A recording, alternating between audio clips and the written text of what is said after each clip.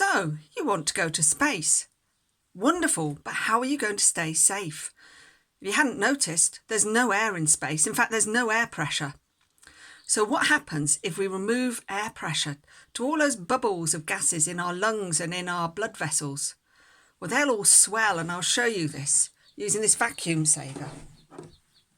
Inside, I've got a balloon, I've got a marshmallow. What happens, I'm going to pump out all the air. This reduces the air pressure inside the vacuum saver. And you start to see everything begins to swell. So imagine that happening inside your lungs. It'd be really, really painful. In fact, there's a condition that people who are divers suffer from called the bends. And in fact, the only thing you can do is get very, very safely to a place where there's a higher pressure again and try and get those bubbles back to their normal size. So look at that. And I'll just show just how much those have swelled. So we don't want our astronauts to have very low pressure suits. Well, in fact, if you're going up to space. So we have to kind of get them in a suit that's pumped full of gas so that it's pressurized. Brilliant. Okay, so how are you going to move around? Think about this balloon. Okay, it's got a nice simple balloon. How easy do you think it would be to move around while you're in a pressurized suit which is pumped full of air? How can they make those suits more manoeuvrable, easier to move around in? The secret is to put in these brake points. So I've taken my balloon, but this time I've just added some rubber bands, and now you can see I can actually bend very easily at those brake points. Okay, so our astronaut now is in their suit. But what's the other thing that we know about space? Well, we know that there really are huge temperature differences. We don't have the atmosphere to protect us from those. So what colour should the astronaut suit be?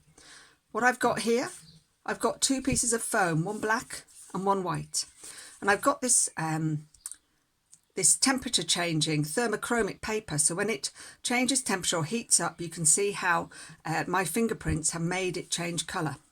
So I should just put my piece of white and my piece of black foam, they're the same material but just different colours, on top of this. And I'm going to turn on a light, and this light is going to heat up the paper.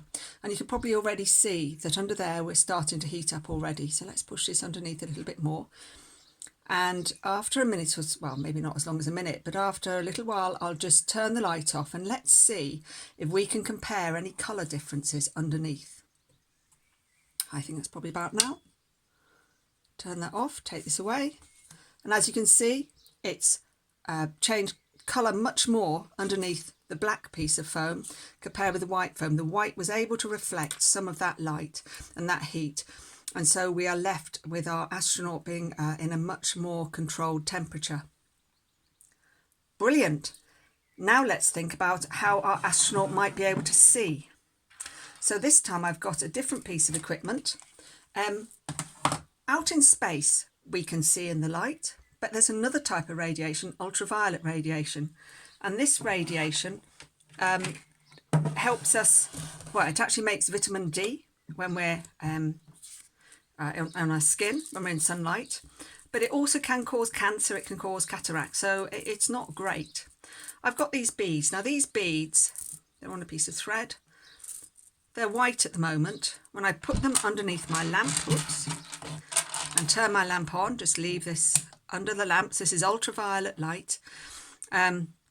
You'll see in a minute that my beads are going to change colour.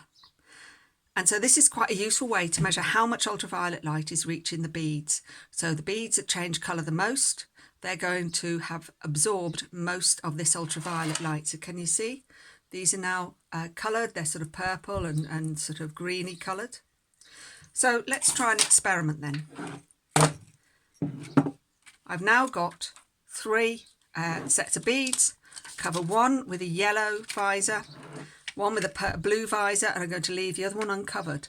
So when we put these under the light, let's see whether the colour of the plastic used on a visor, so that's like the bit on the space helmet that the astronaut would look out of, does the colour in our experiment make a difference to how much ultraviolet light is absorbed?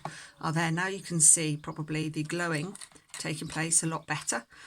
underneath here with the ultraviolet light being absorbed, so I've left nothing on the centre, so these are absorbing my ultraviolet light. So when I take these out, we'll see whether our plastic coverings made a difference, and if it has, did the colour make a difference. So out we come, really quite bold colours here, and there you can have it.